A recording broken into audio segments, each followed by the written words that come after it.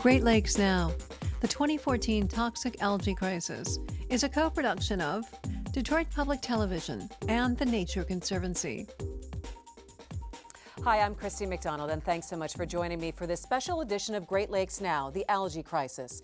The biggest story out of the Great Lakes region this year was harmful algal blooms in Lake Erie. Not only did it affect how people use the lake, the toxic algae contaminated drinking water in Toledo, leaving almost 500,000 homes without water for 3 days in August. The crisis really was a wake-up call to action. And now that algal bloom season is officially over, we're taking a closer look at where we are in terms of research and policy to protect Lake Erie and fight toxic algae. According to Tim Davis of the National Oceanic and Atmospheric Administration, algae is a healthy and necessary component of the Great Lakes ecosystem. So what's turning these prehistoric organisms into the green mess of contaminated water? When our ecosystems become out of balance because we put too much nutrients, such as nitrogen and phosphorus, into the systems, some algae can grow very rapidly and very densely and form these blooms that can potentially be toxic. The toxin that we're concerned about in Lake Erie is primarily microcystin. Humans aren't causing the algae to become poisonous. Microcystin is naturally produced by these algae all the time. But humans have caused the algae to bloom, which leads to much higher levels of toxins that are potentially harmful to us.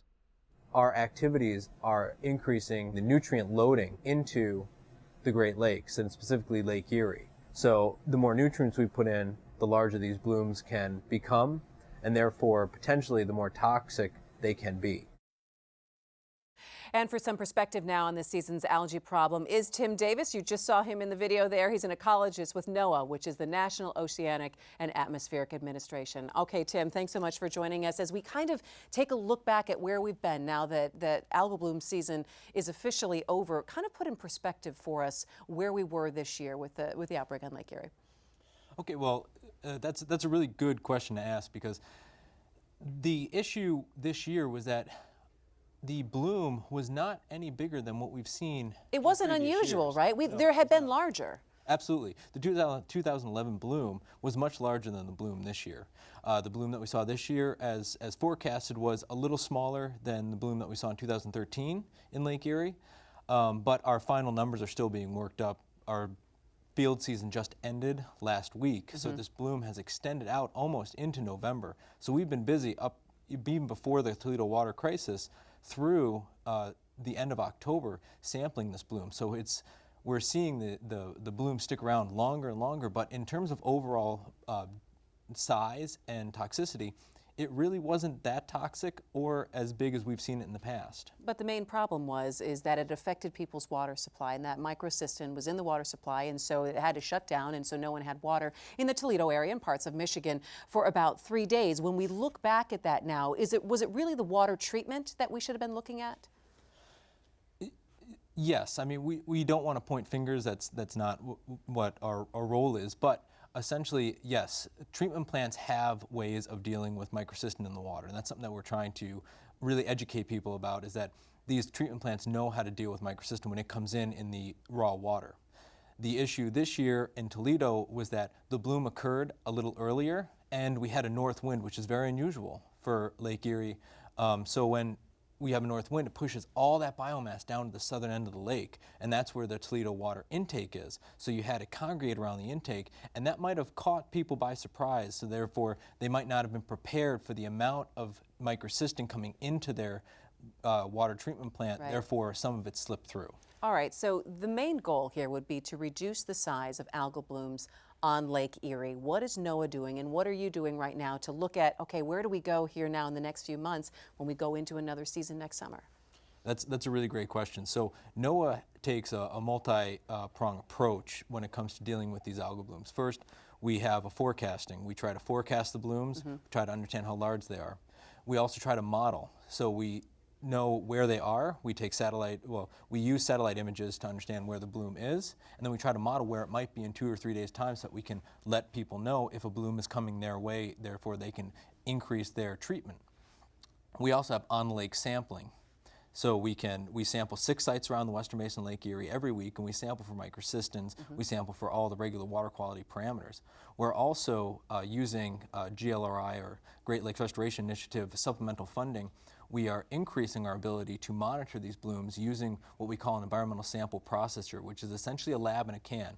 We stick it out in Lake Erie, and it will take a toxin sample every day for up to 3 months, depending on what we set it at, and it will remotely send data back to our lab, which then we can upload onto GLERL's website.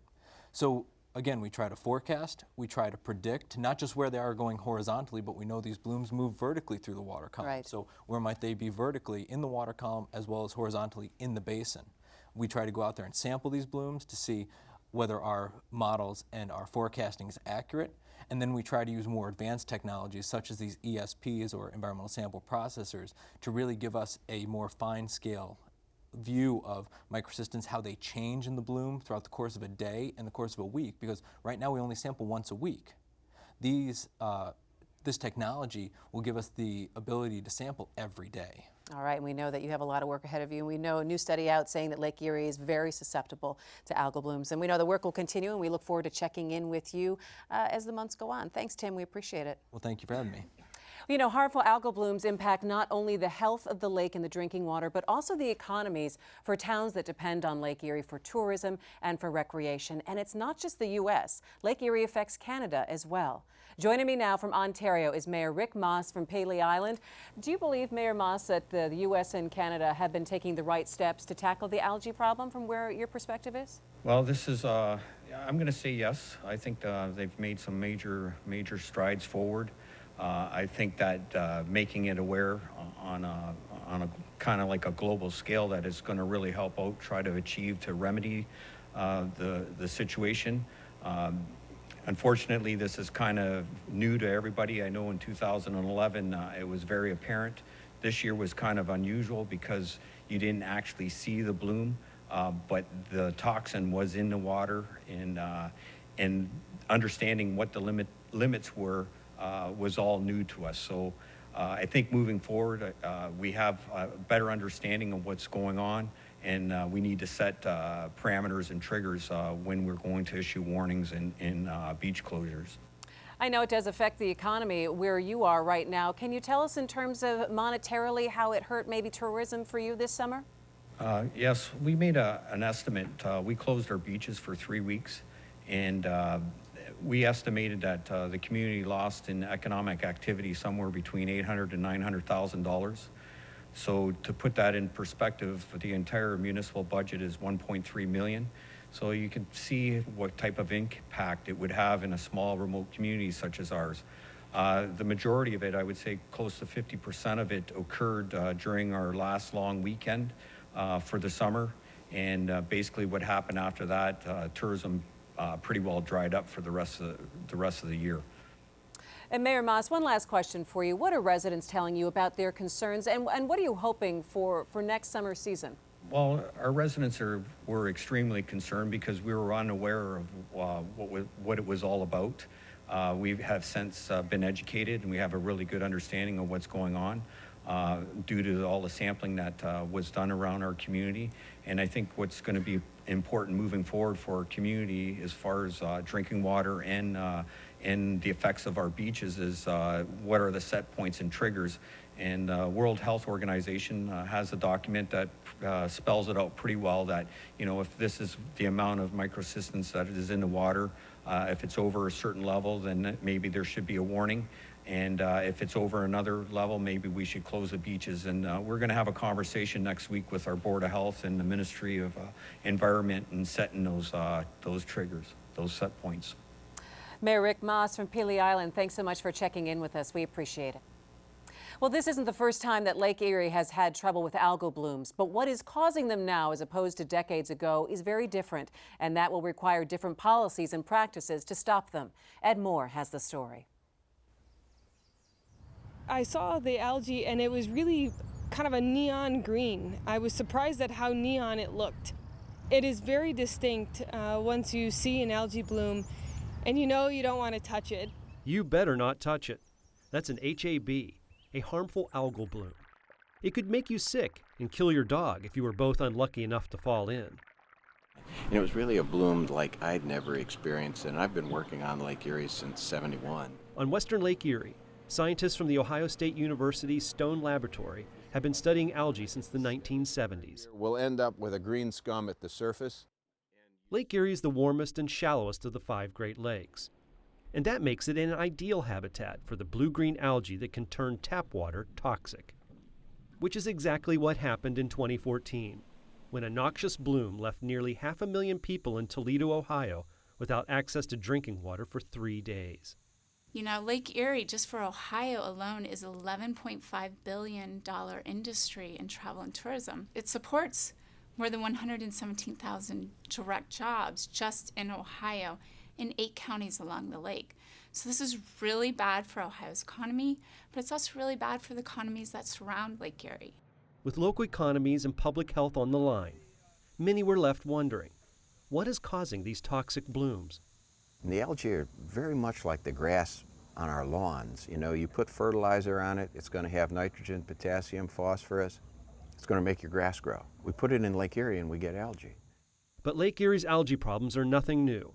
It's an old problem revisited. It's like some horror movie, Return of the Algal Blooms. Because in the 70s, Lake Erie was a lake in great distress. In the decades leading up to the 1970s, nutrient pollution led to severe fouling of the Great Lakes. In the 1970s, Lake Erie was considered dead. It was because of harmful algal blooms, the same type of problem that we're seeing now. In the 1970s, the source of the nutrient pollution was clear. The report that the IJC wrote back then pointed the finger primarily at wastewater treatment systems that weren't working well enough. As a result, the U.S. and Canada made a commitment to clean things up. In the United States, this led to the passage of the Clean Water Act in 1972. But policymakers didn't stop there. The 2 federal governments appropriated money, loaned or granted the local municipalities enough money to build effective wastewater treatment plants. This investment dramatically reduced the amount of nutrient runoff, and as a result, Lake Erie rebounded. The recovery was a globally recognized success, proving that smart policy could have a big impact on water quality. We had a problem, we fixed it once with good public policy and investments in a public infrastructure. We can do it again. But today the problem's a little different. In the 60s and 70s, it really was the wastewater treatment plants that was the major culprit in the nutrient pollution problem. And today, we know that by far the major culprit is farm field runoff. Nutrients are used by farmers worldwide to grow crops, and the same fertilizers used to grow the food we eat also feeds the blue-green algae. But farmers have known about this issue for decades, which is why the Ohio Farm Bureau has been promoting fertilizer application in a way that's more environmentally friendly. This farm has been in the family since 1890. The Myers farm is near Toledo, less than a mile from Lake Erie. My great-grandfather is the one that first started this. My son's the 5th generation. Bill Myers says he's been applying fertilizer the way the Farm Bureau recommends for years. It's just common sense, really. It bothers him that so much of the algal bloom problem is attributed to farming. The people that will listen to these interviews or read the articles in the paper, the point they don't understand is there isn't some great big pile of phosphorus someplace that the government gives us for free that they say, hey, use all you want. It's expensive. It costs hundreds of dollars an acre to purchase and apply. Keeping fertilizer costs down is one reason why farmers are embracing nutrient best management practices. And according to Larry Antosh at the Ohio Farm Bureau, there are plenty of other farmers like Bill Myers. If you think back to the early phosphorus reduction efforts in the late 70s, early 80s, agriculture played a major role in terms of looking at and developing and instituting management practices to reduce the total phosphorus load to Lake Erie and to the Great Lakes. According to Lana Pollock, voluntary conservation efforts are a step in the right direction, but they simply don't go far enough. No one wants to ruin the lake. No one wants to deny people their drinking water, for heaven's sakes. And no one wants to waste money putting on phosphorus that's going to fertilize the lake instead of their corn. But it's not working. So whatever they're doing is clearly not enough. Farm lobbying groups like the Ohio Farm Bureau say every field is different, and farmers should be able to decide how best to grow their crops. And obviously, wanting to do things that are on a voluntary basis is the most palatable to Ohio agriculture or to farmers in general. They'd like to be able to have control of their operation versus a regulatory approach in which everyone must do the same thing, and that may not be best for them. Still, others say the time for voluntary conservation action on the part of farmers is over. That's why the International Joint Commission is encouraging state, federal, and international lawmakers to start enacting policy that will clean up the Great Lakes.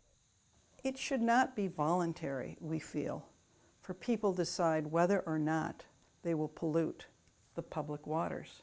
Voluntarism says, well, I might choose to pollute, or I might choose not to pollute.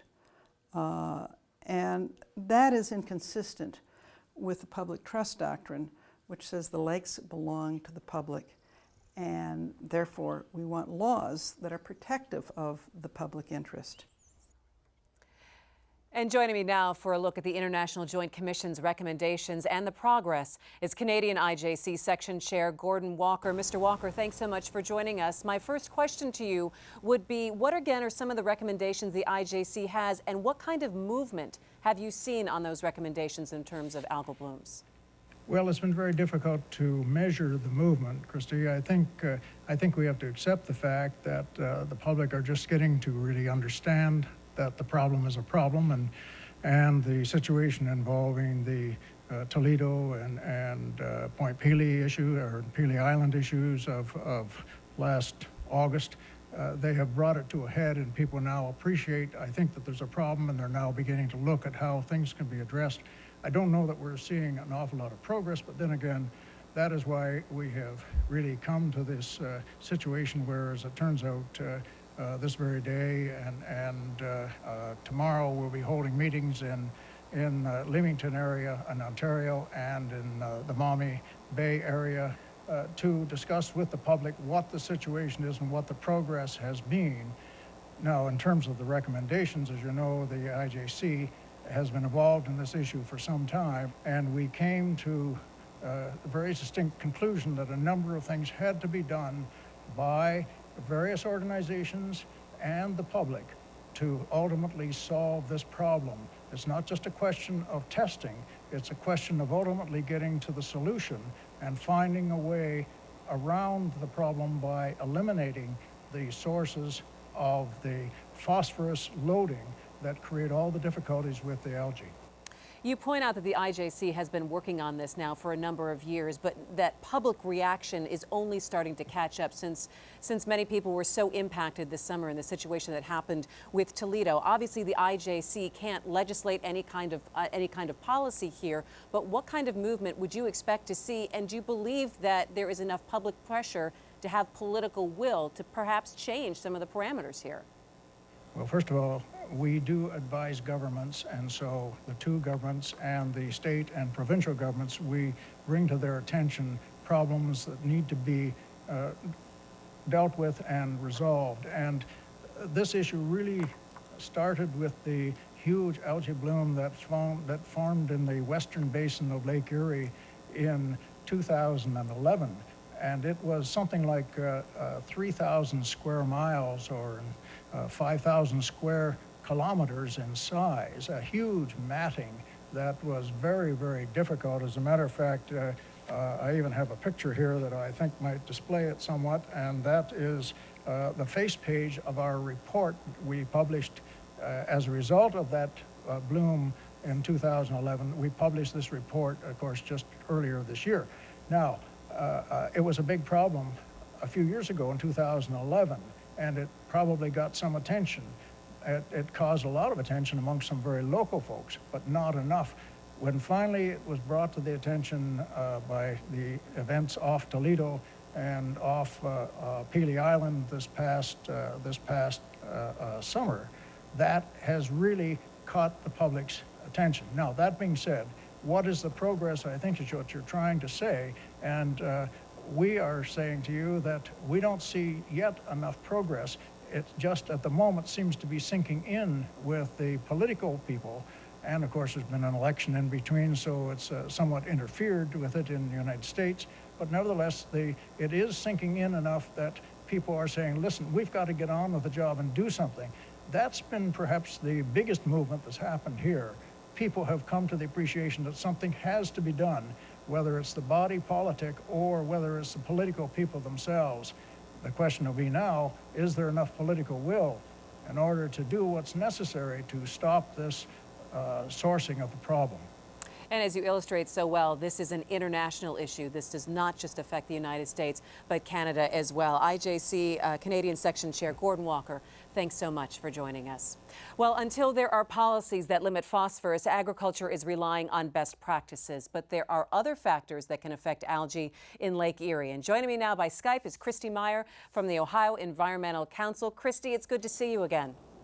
Good to see you too, Christy. Thank you for having me today. All right, let's jump into some local things that you're doing in Ohio. You know, the EPA is providing $12 million to address the algal bloom problem, and about over $7 million of that is going to come to Ohio. Is that money going to be used again to encourage more of these best practices that we've heard about in terms of farmers and agriculture? Most certainly. So they're talking about using that for manure storage. They're talking about using that for precision soil testing and cover crops, as well as some monitoring of the rivers. All right, so when we talk about farms and agriculture as being one of the key culprits in algal blooms, what kind of farms are we talking about? Are these mostly family farms? Are we talking about large corporate farms? Yeah, well, no longer are we talking about the small mom and pop farms that you and I might think of fondly. They are very much large farms, and they're very much unregulated for the most part. And as you know, if I went to open up a business today, I would be required to apply for a number of permits. And like I said, a lot of these farms are unregulated.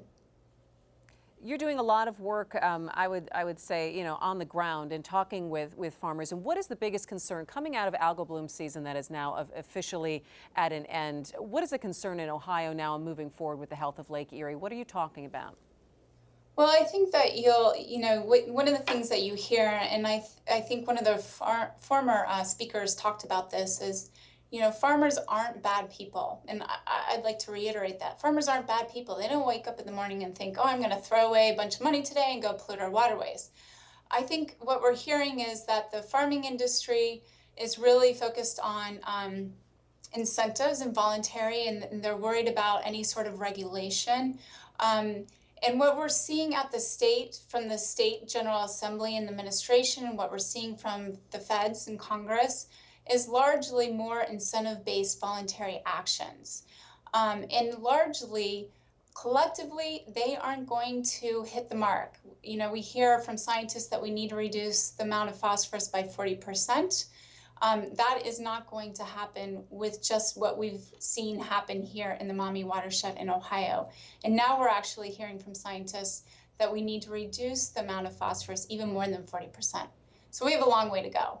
It would seem to be a long way to go because, again, Gordon Walker, who just spoke with us previously, was talking about now there has to be that political will. And you would think that after people lost their water supply for a couple of days and it finally thrust this into the forefront, that there would be the political will to do something a bit stronger than those recommendations. What are you hearing? That is a really good question. They all are good questions, but that's a great question. So the political will, my biggest fear is that we're heading into winter right now and that people are going to start to forget. And the political will is going to disappear amongst the public. I still sense the lack of political will in our General Assembly in the state of Ohio, in our administration, in terms of regulation. They're willing to clamp down on the wastewater treatment plants or the sewage treatment plants. They're willing to clamp down on golf courses, and we're talking about all those other things, but we're not talking about regulation on agricultural farm fields. We do have some legislation that's about to be debated here actually yet this week, which provides an opportunity for some amendments such as maybe banning manure on frozen and snow-covered ground, which we actually do have a piece of legislation that was introduced but likely will not go anywhere because of the fact that it was introduced by a Democrat. And then also there are a number of farmers that are being trained right now in how to properly apply chemical fertilizer as a result of a bill that passed earlier this year. So properly applying chemical fertilizer and how to store it. There is a piece of legislation that was introduced to couple that with manure. So also training people that apply manure as fertilizer on how to properly apply it and how to properly store it. Kristi Meyer from the Ohio Environmental Council. We know that we'll stay in touch with you, Kristy, for all the latest developments that are happening in Ohio. We appreciate your time. Thank you so much. And that is going to do it for Great Lakes Now, the algae crisis. Thanks to all of our guests, and for more in-depth reporting on algal blooms and all things Great Lakes, just go to greatlakesnow.org. For all of us at Detroit Public TV, I'm Kristi McDonald. Thanks for joining me. We'll see you next time.